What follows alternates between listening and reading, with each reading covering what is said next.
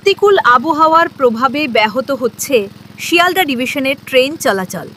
পূর্ব রেলের মুখ্য জনসংযোগ আধিকারিক একলব্য চক্রবর্তী জানিয়েছেন, কাল রাত থেকেই ভারী বর্ষণ হয়েছে।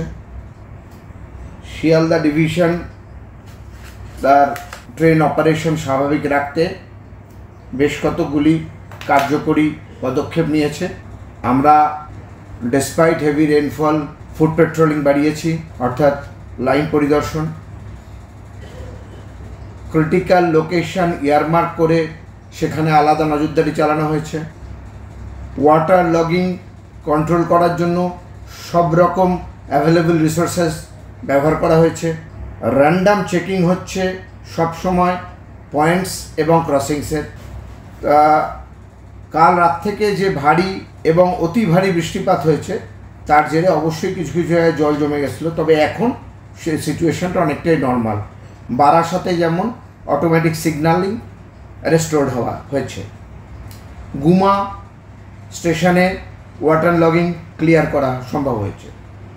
অশোকনগর টিটাগড়ে সিগন্যালিং থ্রু হয়েছে, নর্মাল ট্রেন মুভমেন্ট রেস্টোর্ড হয়েছে।